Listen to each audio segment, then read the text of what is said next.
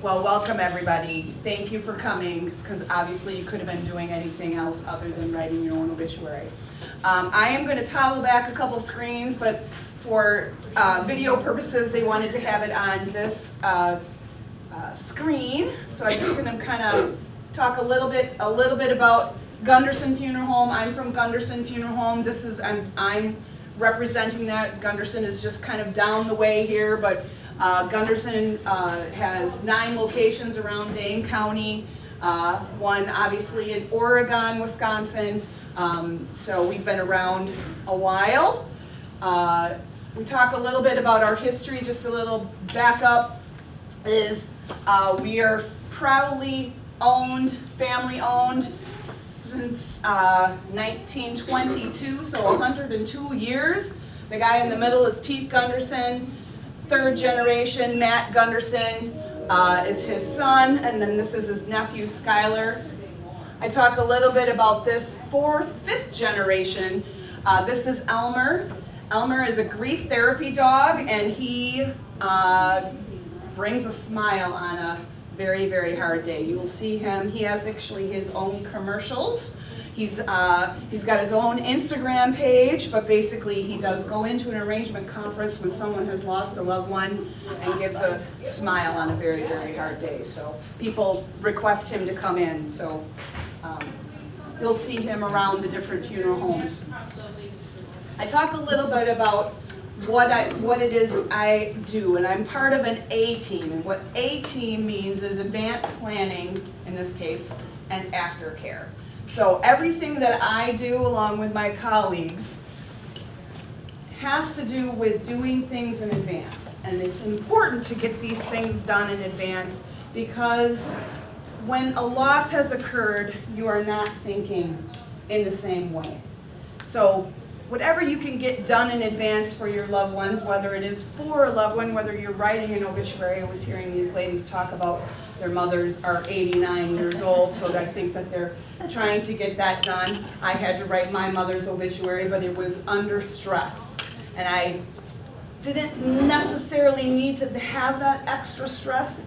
I didn't want to have that extra stress of the pressure of making sure that everything was accurate in the way that, how to honor her life in the way that it should have been. So when we do this in advance, and that's why I talk about and do all these little seminars, whatever you can do for your loved ones in advance is super helpful, okay?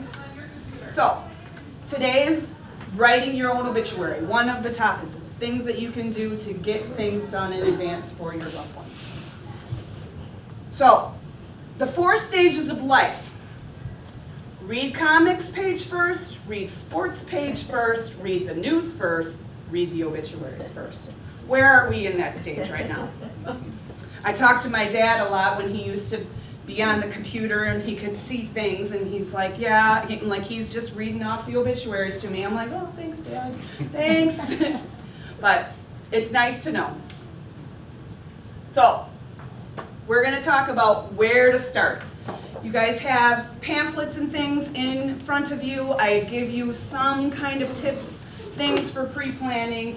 I give you a little bit of things. There's a little bit of an agenda on there, so I've kind of given all the tips away, but as we go through here, there's templates and all those types of things to kind of refer to. So where to start when writing an obituary is the facts, man, just the facts. Gather the facts. Name, date, age, the date of passing, which you guys don't know. So those are some things on that template that's in there that I will refer to. Those are some things that you need to leave blank. But as we go through here, I'm going to read you samples of obituaries, and some are stylized in a way, and there's just reasons why I am reading these excerpts, and I will point out the reasonings, and it's not going to be, you got to write it in your own style, the way that you would write an obituary. But I'm going to refer to some things in these types of things as far as, traditionally how things are written, or some that are non-traditional. Okay? Doug died. This is an actual obituary. So we'll talk about, I think I was hearing the ladies about the length and the cost of that. We will talk about cost levels and whatnot. So in terms of this presentation, there are times where because this is a very serious topic, I will poke fun a little bit. So these are some ways as far as people talking about it the way that they talk about it. And when we are thinking about things creatively, we might be learning a little bit differently. But I don't mean to offend anybody if you take offense to this. These are real obituaries, samples, and the reason why I'm sharing them is because there's things in there, it's, again, not necessarily your style. So, a style that I'm going to use to start off in terms of the paragraph when talking about gathering the facts. I will refer to Joe Heller. And so Joe made his last undignified and largely irreverent gesture on September 8th, 2019, signing off on a life, in his words, generally well lived with few regrets. When the doctors confronted his daughters with the news last week that your father is a very sick man, in unison they replied, "You have no idea." God thankfully broke the mold after Joe was born to the late Joseph Heller Sr. and Ruth Marion Clock on January 24th, 1937 in New Haven, Connecticut. Right away, there's some facts in the top of this paragraph. That's kind of the lead, okay? But do you get a sense of Joe's personality and the life that he lived in just that first paragraph? Yes? Okay. I'm also going to read you another person's obituary, more typical of how most people would write it. So, Brenda Thurber. Brenda Lynn Grieve Thurber, age 59, of Mount Horeb, passed away peacefully on Monday, June 28, 2021, at a Grace Hospice Care in Fitchburg.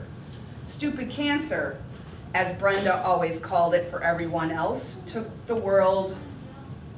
from the world one of the brightest lights and most beautiful souls.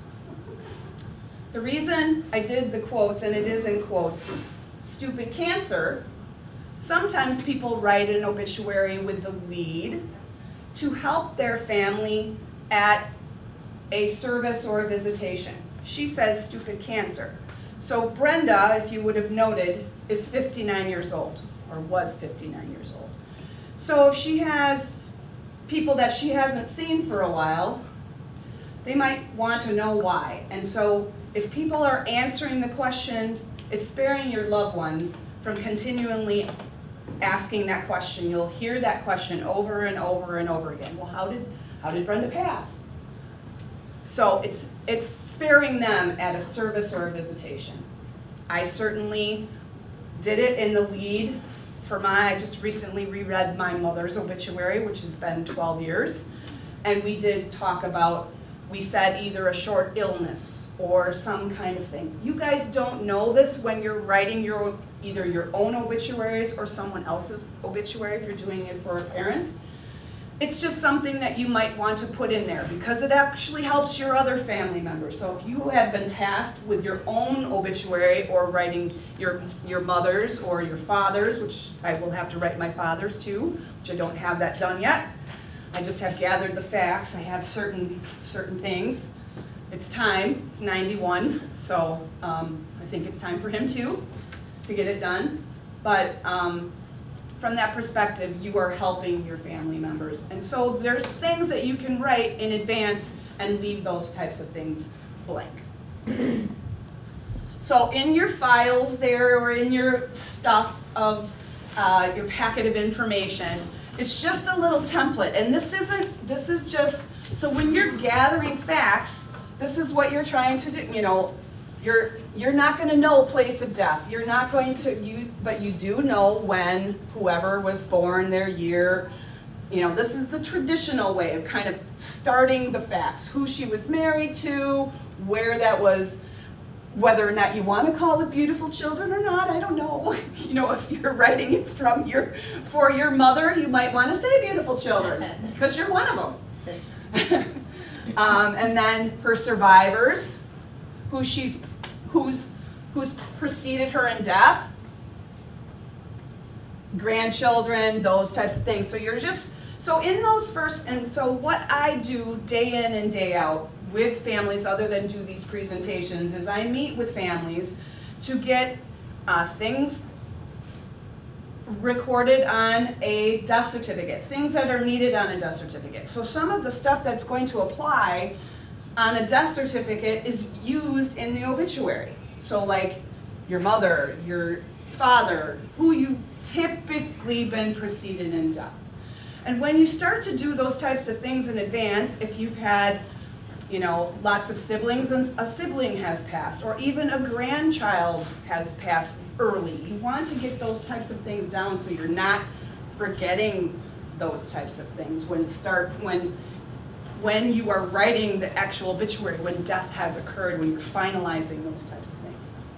So then you can just kind of go through experiences, childhood, teenager, high school, career accomplishments, those types of things. You can also talk about adjectives or a special moment, those types of things. That's what the types of things that typically people are putting in an obituary.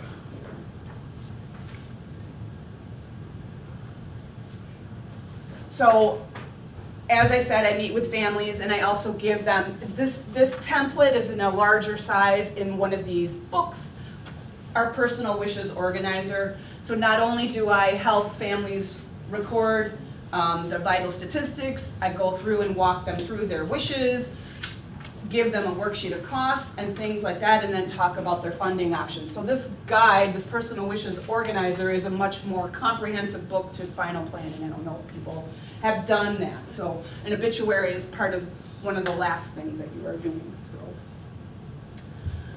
Mom said you were writing your own obituary. Yeah, most of them are so boring and poorly written. I don't want mine to be like that. It says you were a special consultant on the economy to President Reagan. Yeah, I sent him a letter once. I'm going more for the compelling read rather than the literal accuracy. Okay, so you've gathered the facts, right? Now you're asking your loved ones for input and memories, sharing your life story. So, you know, things that you like, things that you love, or your loved one had loved, those types of things. You're asking that, and then you're asking them for their feedback. So I probably should take a step back just to kind of give you some of the samples of things. So as we're kind of going back in terms of gathering the facts, so I want to still go back to Joe's enlisting people. So being the eldest was a dubious task, but he was up for the challenge and led and tortured his siblings through a childhood of obnoxious pranks, with his brother Bob generally serving as his wingman. Pat, Dick, and Kathy were often on the receiving end of such lessons as ding-dong, dash, and thwarting lunch thieves with laxative-laced chocolate cake and excrement meatloaf sandwiches. So, enlisting all of his siblings, he did that. But I know that we might not remember the name, but there was a favorite in there, probably his closest brother, and that was Bob. So I've talked to, and I've done these presentations several times now, and so people have asked, and whether or not it's in your mind, do we have to list everybody and those types of things. You know, people's feelings can get hurt. You don't necessarily always have to name names by name. So, and when we get into grandchildren, great-grandchildren, those types of things, there's words that we can help you with, or things that you can say, many. Because as we talk about that, and when we're talking about expensive in an obituary, which I think you guys are probably all on the top of your mind, let's just talk about it. An expensive an obituary published in the Wisconsin State Journal, typically no less to set it up, just to set it up, is $500 in the Wisconsin State Journal. Normally in local papers like the Oregon Observer, you can get a complete obituary, the one that normally, so most funeral homes, Gunderson for sure, you get a free one on their website. That's where they are generated from, because we're assisting you as part of our services to write the obituary, link up the obituary to have to send out to your loved ones. And if you want a placement in a paper, we're assisting you with that because we're a reliable source. So from that perspective, but the Oregon Observer, you probably could get a more full obituary in the Oregon Observer for $200 to $300. So a local community paper, it would be less. Sometimes people pick multiple papers. They might take a hybrid take a shortened version in the Wisconsin State Journal, and then do a longer obituary in a community paper if they're from a smaller community, or if they've moved from out of state or they had worked somewhere else, they might be choosing to do paper somewhere else. So I'm just going to kind of show you, also still show you samples too. So this is Joe's. Okay, it's very creative. It would have been a shame to not see the whole thing if it wasn't, so it is a published book, so it is out there, but that probably cost him upwards, and he's from Connecticut. I don't know how big New Haven is, Connecticut, in relationship to Madison, Wisconsin, but if it's near that, it probably cost him upwards over $1,000 to $1,500, and it was back in 2019, okay? One of the things I also want to point out is when you guys are doing things in advance, if you've set monies aside for an obituary, or if you've done it in the past and you've already done your pre-planning and your mother's done her pre-planning, set aside an obituary, you're just now writing it, any monies, if the State Journal or these papers eventually go out of business and you've set monies aside for that, then that money goes back to the estate unused. If it's not anything that is an operation, it will go back to the estate. If there isn't something out there, a venue that you can actually have another, other than the free ones on the Gunderson website or other funeral homes websites, those come part of the packages typically. But if you have published paper and the paper goes out of business, not to say I think we might be trending there and a lot of things might be going electronic. I will say too, Channel 3000 usually picks up from the websites from the funeral homes for free. Okay, Legacy, there's something that's out there that's called Legacy. I think they charge for it. I just was speaking with a woman about it, but she drafted an obituary. They sent a draft back. She put like memoirs in it, and they sent it, and then she copied and pasted and didn't have to pay anything to do that, but she didn't have it anywhere posted out there. I think if she would have posted it, she just used the tool to write the obituary, to help her write and assist writing the obituary, which she was really pleased about. So if there are things that are out there, and I'm not 100% confident that there are, but I'm pretty confident there's more things. So like if you would like it to be what you think online with the Wisconsin State Journal, it has to be published in their paper. So you have to pay for that to be on Wisconsin State Journal. But there's other sources, that can be electronic. Obviously it's starting from a funeral home first, okay? Before I get too far ahead of myself on things, and feel free at any time if you guys have questions to bring them up while we're speaking. So I just wanted to kind of talk about, because we were talking about family and how we list families. So I'm going to go back to Brenda. So Brenda, knowing her personally and well, I know that she had somebody write it for her, this obituary, but in listing who she survived by and naming them, and because we're talking about the length of an obituary, because I was going to also show you Brenda's when I talk about that. So Brenda's at the bottom here a little bit, and then she's also got this page.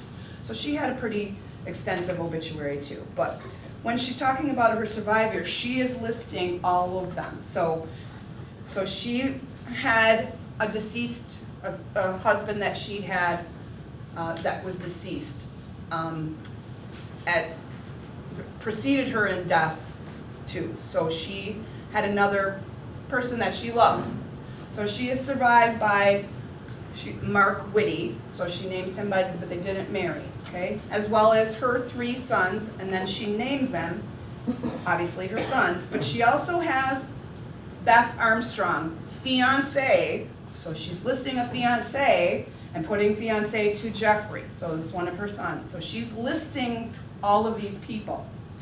Then she has a series of grandchildren, which she names by name. Her stepfather, stepmother, so mother and stepfather were remarried and all of that kind of stuff. And then she also goes on to say Brenda also deeply loved Mark's children. So this is somebody she didn't marry, but she loved them, and she names them by name, not first and last name: Amanda, Mike, Morgan, and Caleb. So again, her obituary is getting a little longer, but I'm also pointing out some of those things. It's not for everybody in terms of when you're starting to list things.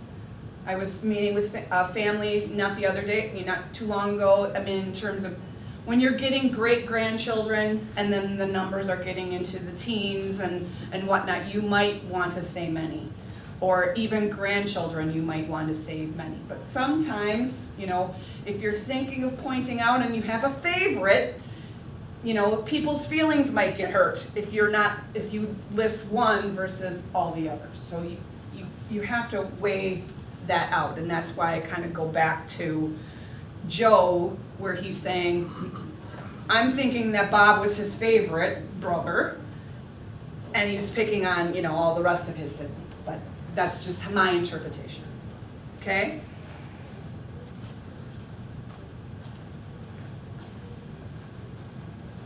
My memory is so bad. How bad is it? How bad is what? So, you've gathered the facts, you've asked family for input. Now we want you to write, just start writing it, putting it down. I mean, there's that template that you can start with too. So write a draft, and you want to put it in present tense if you're writing it for yourself, or if you're writing it for, because that person hasn't passed away, unless you're writing it with the funeral director at that very moment, going in, writing it with them. And we will assist you. So, because again, the facts that come off a death certificate, things that I continually ask people, you can supply that in advance and that it's all there without even having to write the obituary at that point, because you're getting that first part, you're getting your mother's maiden name and your father and and all the people that your siblings, your spouse, your children, your grandchildren, you're getting kind of that written out. So you're putting that down.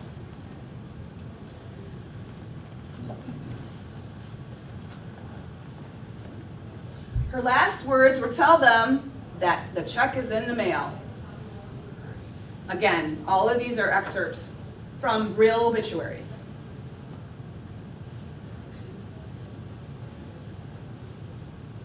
Number 4 is ask your loved ones for feedback. So share a version of them. Give them permission to edit it or update it before publication. So again, when you're leaving things blank, those things will get filled in with the dates and all of that. And most times, I've met with families that have given me different versions. I'm not that I want you to walk out of here, writing your obituary, turn it in, and then turn in another one the next week, or, we want you to kind of write it. And then, there might be some updates. And your loved ones will probably know that if there were, at the time, if there was another grandchild, or maybe actually it got beyond and then somebody else got married and somebody else had great-grandchildren or something like that. That will kind of get recorded down the line. But if you have a majority or whatever you have in a file that will help your family in advance is very, very, it's helpful. and wise to do. A couple of things that I also do want to point out in some samples I have here. Brenda's family and friends would like to acknowledge and thank a Grace staff for their tender care, as well as for providing Brenda with a perfect party room where she could experience a week's worth of love and laughs with her people. And so in terms of giving it your permission to your loved ones for editing an obituary, I will also, even though I wrote my mom's at the end, so, and we don't know how we're going to pass, but in Brenda's case, a grace, they're angels, people that do hospice at end of life.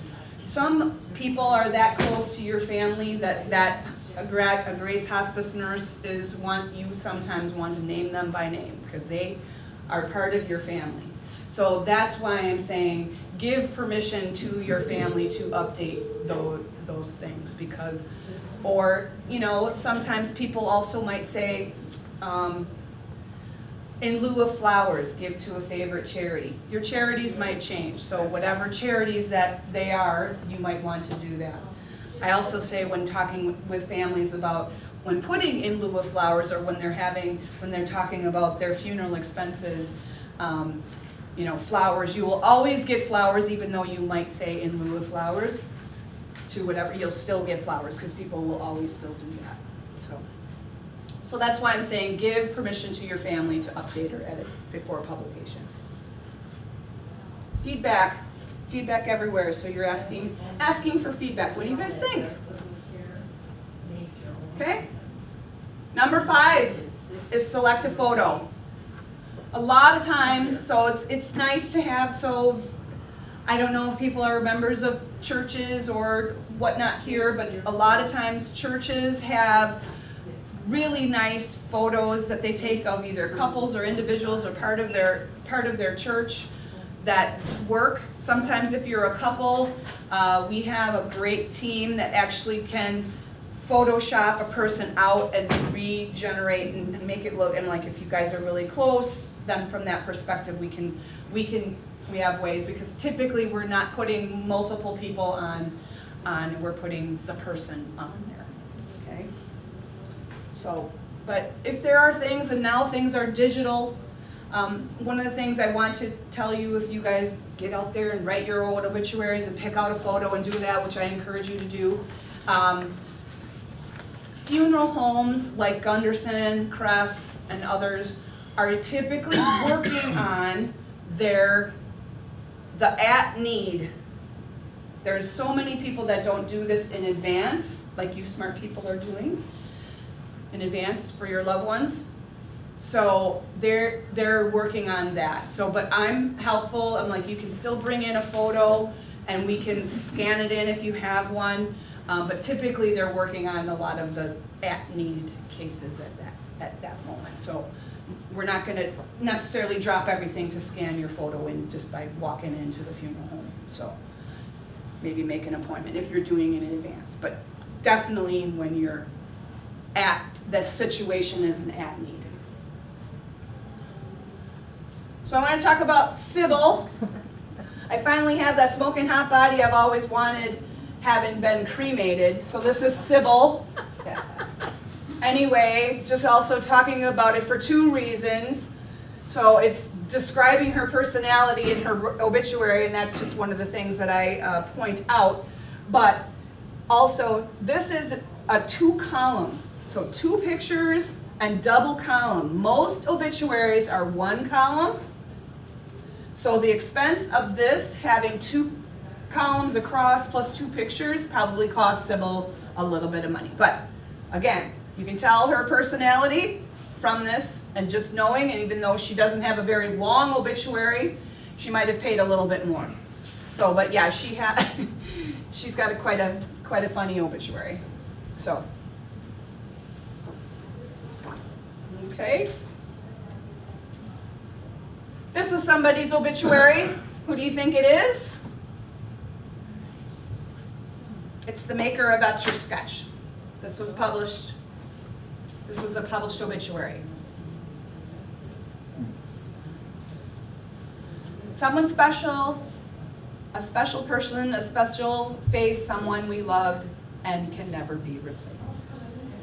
So number 6 is share the draft with your funeral home. I encourage you to do that. I don't expect you to have your obituaries done, whatnot, but if you have a draft, share it with your family, put it in your important paper drawer, as well as share it with your funeral home of choice.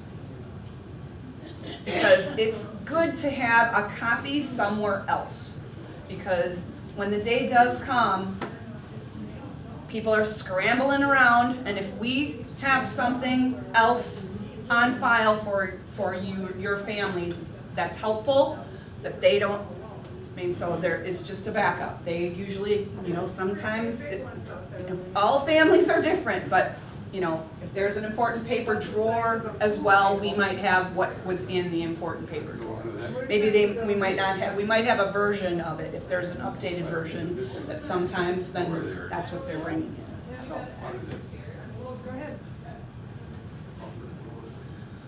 Couple of books and excerpts. Actually, this is where I've taken some of these. So The Deadbeat. So there are thousands of books out there that people, and this is what I say for people, about obituary writing. If you see an obituary that you like the style of, I definitely, my father-in-law, he clipped ones that he likes, and he gave them to me, so this is the style that he wants. Most styles, are, not like Joe's. They're mostly like Brenda's, where it's mostly facts. But if you like a specific style, it's okay to utilize that style if that's what your personality, if you see something. But there's thousands of books out there. So The Last Word, Deadbeat, Deadlines comes from George Hesselberg, who used to be a columnist and an editor for the Wisconsin State Journal. He actually came to my obituary writing workshop in Fitchburg, because he lived in Fitchburg. And I was honored to have him there. So he wanted to know and check it out what was going on. See if I was he could get any tips from me, but I'm probably sure he could have gave a presentation.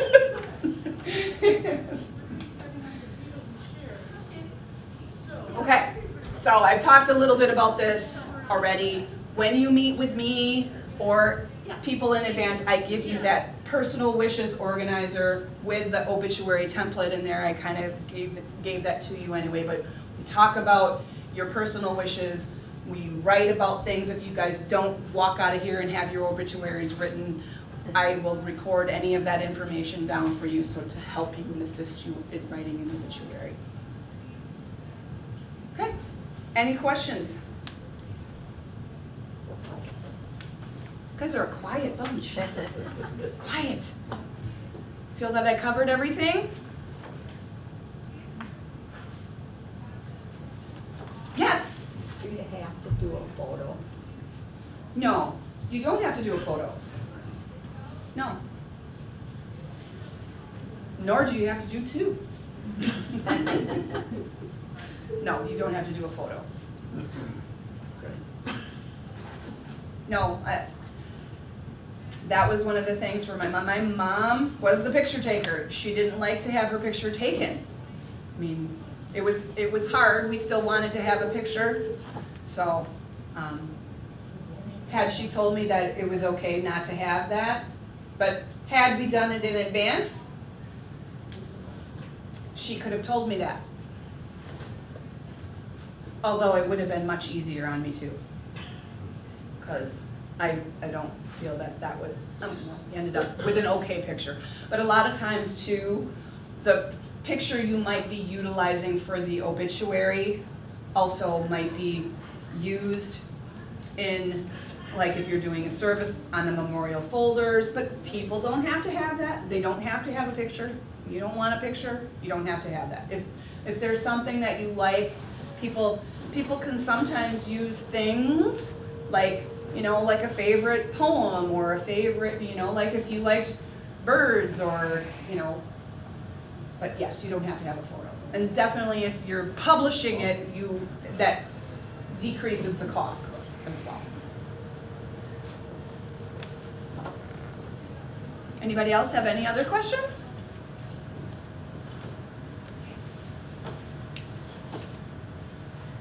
Did I inspire you to go out and write your own obituary? or your loved one's obituary? Good. All right. Again, if there's information in there. If my card is in there. If you would like to fill out and have your own meeting with me, you can fill out that card or just give me a call if you have other questions, because obviously this is a generalized, we try and do these things for general, when you're doing your own personal wishes, because if I would meet with you or with you, you might have totally different wishes. Everyone does.